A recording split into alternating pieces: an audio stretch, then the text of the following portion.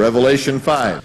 And they sang a new song, saying, Thou art worthy to take the book or the scroll and to open its seals, for thou wast slain and hast redeemed us to God. Some of you have texts that say redeemed men. Redeemed us to God by thy blood out of every kindred and tongue and people and nation, and has made us, some of you have versions that read them, has made us unto our God kings and priests, and we, and some of you have versions that say they, we shall reign on the earth. Now back to Revelation 5, and let's take a look at the problem of this text. Is it us or them? Now here it is, folks, in a nutshell. Listen carefully. This is going to determine whether you walk out of here believing in the pre-tribulational rapture or whether you believe in a post-tribulational rapture. I'm going to quote one of the greatest scholars on the book of Revelation who is also a post-tribulationist. He says in his book, George Eldon Ladd, Commentary on Revelation, that if in fact it is us, then that group is speaking about their own redemption and must refer to the church, which immediately makes us all pre-tribulational. Because whatever the 24 elders are, they represent a completed group of people. He happens to believe they are angels. I believe they cannot be angels, and it's stated so back in our message in chapter 4. But this is a little bit stronger than you can believe. I decided before I came tonight to go through all of the Bibles I have. Now I got 2 shelves of them in all kinds of translations. And I was amazed how often this particular footnote appears. Most ancient authorities agree that the word is them or they. Even in versions that are King James and support the us in the text, there's a little footnote. I have a King James. It has a footnote. Here's what it says.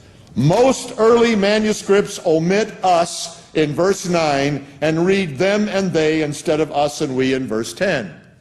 One of the leading pre-tribulational teachers in America says in his commentary that beyond a doubt all scholars know that the translation is them and they, not us. That we pre-tribulationists should not use this passage to teach our point, since it reveals our lack of scholarship. Oh, hey, there are worse statements than that. In various commentaries. Well, you know, I got kind of, you know, inquiring minds want to know. I decided to look into the matter. I have spoken publicly on this matter and have been asked also by some who are Greek manuscript men to keep my mouth shut. I'm not going to. See, the insinuation is, listen carefully, the insinuation is that the average layperson cannot really fathom this. I don't believe that at all. I believe the average layperson can fathom it and ought to know about it.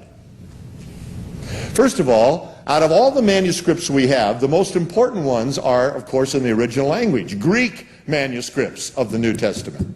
Far more important than any other language into which the Greek is translated.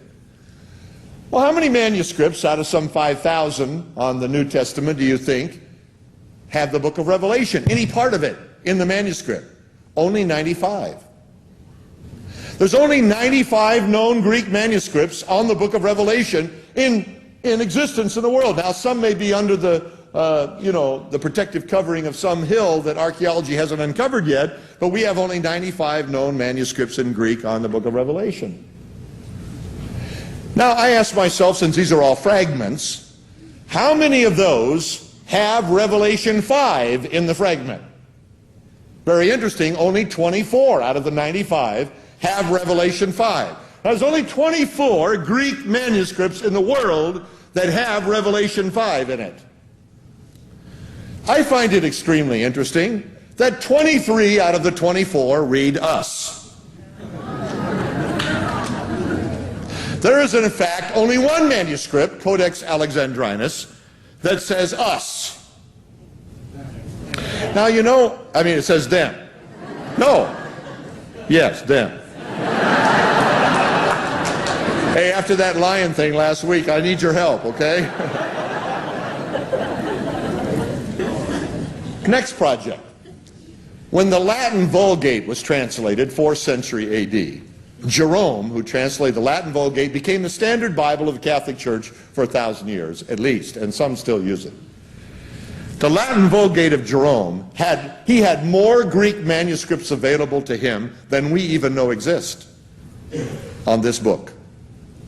And I find it extremely interesting that in the Latin Vulgate it reads us in both verses, verse 9 and 10. First person plural. You say, well, that's interesting. But, you know, one guy came to me and he said, well, you know, the King James in 1611 didn't have all the evidence. And it wasn't until 1634 that they finally got all the manuscripts from Europe over to England, because King James pushed through to get the 1611 out just in glory to his own name. And really we ought to look at the 1634 edition, which had all the manuscripts. So, you know, when people do that, they kind of intimidate you. So I decided to go look up the 1634 edition. Kind of interesting. It reads us too. I looked up the versions. You know, versions mean Greek translated in another language, like Latin and Syriac and Armenian and Coptic and all that stuff. I decided to look up the versions, and I found out they all read us. Well, this is getting more interesting. As a matter of fact, in verse 10, where most of you who have New American Standard, New International, or footnotes on your King James, it says it should read them. In verse 10, the word them in the third person plural, they shall reign, are all what we call variant readings, even in the manuscript evidence. It means there's a lot of variation as to whether it's them or not. You say, I don't really care about this. Well, you better start caring. By the way, it would be possible to read us in verse 9, since only one manuscript ever changed it, and you could read them in verse 10 as an editorial comment of the redeemed ones in verse 9 and still have the same argument. Did everybody follow that? I didn't think so. Here's the point. In verse 9, it's very clear that only one Greek manuscript contains anything but us. Well, let's suppose for a moment, even though there are variant readings that have they and them and they shall reign, let's suppose that that's correct. Then verse 10 is simply an editorial comment on the us of verse 9. The problem here would still exist. If you say in verse 9, thou art worthy because you have redeemed us to God, then the 24 elders are singing a song about themselves that they in fact are redeemed. Angels cannot be redeemed. They are not angels. They have to be people who are redeemed. Is everybody listening? I believe Revelation 1 really settles it. Go back to Revelation 1.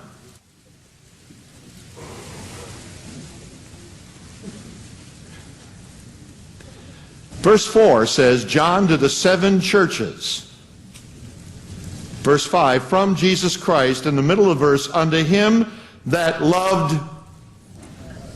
Well, isn't that interesting?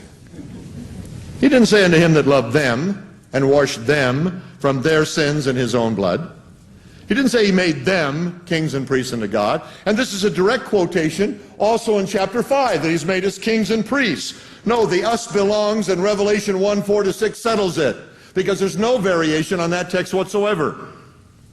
You see, friends, what this means is the 24 elders in heaven, a completed body of people in heaven, are literally redeemed believers. The church of Jesus Christ is in heaven all during the tribulation. It is not on earth.